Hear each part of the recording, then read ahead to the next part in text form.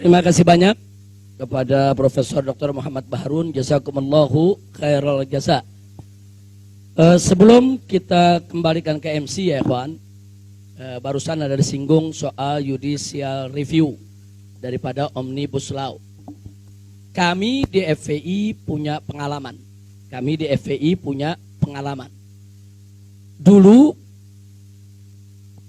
pada awal FPI berdiri, kami melakukan gerakan anti minuman keras, gerakan anti miras. Di mana-mana FPI melakukan sweeping minuman keras. Nah, kemudian kami ketika itu ditantang oleh Menteri Dalam Negeri. Nah, jadi kalimatnya kalau FPI tidak suka minuman keras itu dijual di mana-mana, padahal itu ada kepresnya. Nah, waktu itu ada kepres, yaitu nomor 3 kalau nggak salah tahun 97. Nah, jadi kata Pak Menteri waktu itu, ya judicial review saja kalau FPI nggak suka. Nah, jangan FPI bikin sweeping sendiri, main hakim sendiri, kemudian menggerakkan anggota di mana-mana di daerah melakukan pembersihan minuman keras. Sekarang kita fair aja. Nah, FPI ajukan judicial review, tuntut saja. Dan tantangan itu kita terima. Saudara. Akhirnya kami ajukan judicial review ke Mahkamah Agung. Judicial review keputusan di bawah undang-undang itu ke Mahkamah Agung. Kalau judicial review berupa undang-undang itu ke Mahkamah Konstitusi. Itu aturan mainnya. Kita ajukan judicial review untuk pembatalan kepres tentang minuman keras. Nah, begitu berjalan sidang demi sidang, akhirnya saudara di tahun 2010 alhamdulillah Mahkamah Agung memutuskan mengabulkan seluruh tuntutan Front Pembela Islam. Artinya apa? Kepres tersebut dibatalkan. Nah, akibatnya apa? Akibatnya semua turunan perundang-undangan yang merujuk ke Kepres tersebut otomatis batal. Sehingga minuman keras di Indonesia menjadi ilegal. Ini kita sudah menang. Kita sampaikan ini kita sudah menang. Tapi apa yang terjadi saudara? Apa pemerintah langsung mematuhi daripada putusan Mahkamah Agung tersebut? Tidak. Pemerintah mencari cara. Nah, bagaimana caranya supaya minuman keras itu tetap legal. Yang terjadi apa? Yang terjadi akhirnya saudara keluarlah Perpres nomor 74 tahun 2012 di akhir pemerintahan SBY ketika itu. Perpres saudara yang isinya kurang lebih copy paste daripada Kepres yang sudah dibatalkan. Yang dirubah cuma judul. Satu, dulu judulnya miras, minuman keras. Dirubah menjadi minol, minuman beralkohol. Dirubah dikit soal prosentasenya saudara. Akhirnya apa? Akhirnya minuman keras tersebut dilegalkan kembali. Nah sekarang kalau kita katakan, loh kok pemerintah tidak mau tunduk kepada putusan MA, apa mereka bilang? Kami sudah ikut putusan MA, Kepres tersebut sudah kami batalkan. Ini peraturan baru, lain lagi. Jadi kalau FPI tidak senang, ya judicial review lagi. Ini negara macam apa saudara? Lalu kalau kami judicial review lagi, kemudian kami menang, siapa yang jamin tidak keluar keputusan baru lagi? Ini jadi problem. Saya pernah berdiskusi soal ini dengan Pak Artijo Alkostar, salah satu hakim agung. Pak Artijo, ini bagaimana ceritanya?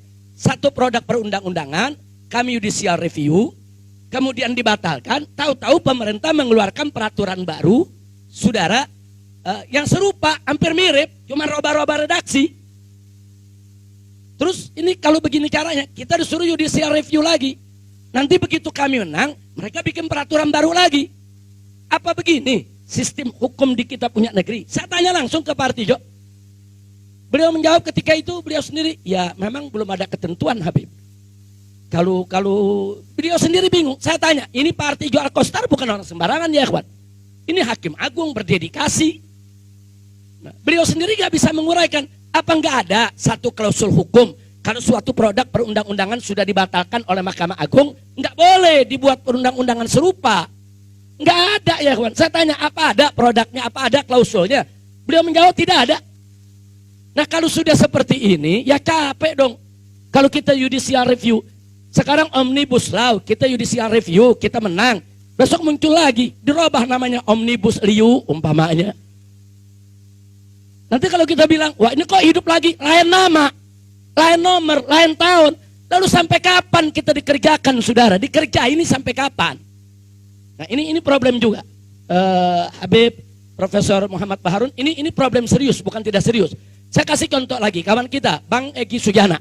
Dengan kawan-kawan judicial review KUHP, Undang-Undang ke Mahkamah Konstitusi, soal pasal penghinaan kepada presiden. Itu sudah dibatalkan. Nah begitu sudah dibatalkan, kini mau dihidupkan lagi pasal tersebut. Nanti kalau keluar lagi undang-undang pasal tersebut diberlakukan, jadi apa artinya dulu pasal itu dibatalkan?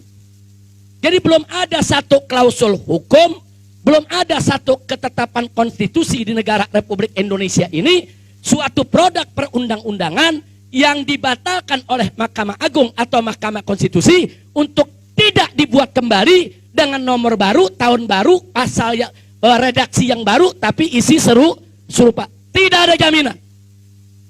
Kira-kira jelas gak? Nah kalau begitu, kalau kita judicial review, capek gak? Capek, gak ada jaminan. Nah ini yang jadi persoalan. Nah baiklah, terlepas daripada judicial review, saya ingin sampaikan terlepas saat ini FPI masih mempelajari terus Omnibus Law terakhir yang ditandatangani oleh Presiden. Tapi yang jelas saudara, saat ini semua orang tahu bahwa prosedur keluarnya Undang-Undang Omnibus Law, saudara, tidak mengikuti prosedur yang semestinya dalam perundang-undangan. Itu saja sudah cacat prosedur. Sebetulnya kalau cacat prosedur, nggak perlu di judicial review, tapi memang harus dibatalkan oleh DPR dan pemerintah. Lo bagaimana nggak cacat prosedur? Saudara, ini ketua DPR-nya sendiri ngaku ngelihatnya secara acak. Kok bisa bikin undang-undang ngelihatnya secara acak, saudara? Orang kalau bikin undang-undang, dia mesti periksa kata per kata, huruf per huruf, bukan secara acak. Kalau alasannya, oh tapi waktu, karena halamannya tebal, yang suruh bikin undang-undang tebal siapa? Lah kan ente yang bikin tebal. Ente yang bikin tebal, ya tanggung jawab ente untuk baca setiap halaman, saudara. Ini fakta. Kemudian begitu ada dari fraksi lain protes, mic-nya dimatiin. Ini etika apa? Yang seperti ini dipertontonkan kepada seluruh rakyat Indonesia. Jutaan orang menyaksikan, saudara, dagelan-dagelan semacam ini. Nah ini nggak boleh dibiarkan.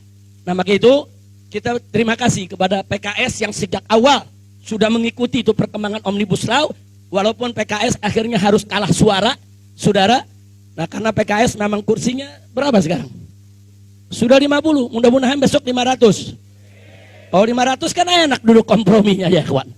Nah ini ente kadang-kadang amin-amin, begitu besok kampanye milihnya lain lagi. Mudah-mudahan PKS bisa jadi partai besar, amin. Ya Rabbal Alamin. Kira-kira jelas tidak saya sampaikan? Nah ini sebagai ini aja kita sharing pengalaman kita bagaimana suatu produk undang-undang di judicial review kita sudah menang, dia bikin lagi yang baru. Nah ini belum ada ketentuannya ya kawan. Nah inilah salah satu celah dalam kehidupan tata negara dan hukum kita yang ke depan menjadi PR kita, bagaimana dibenahi.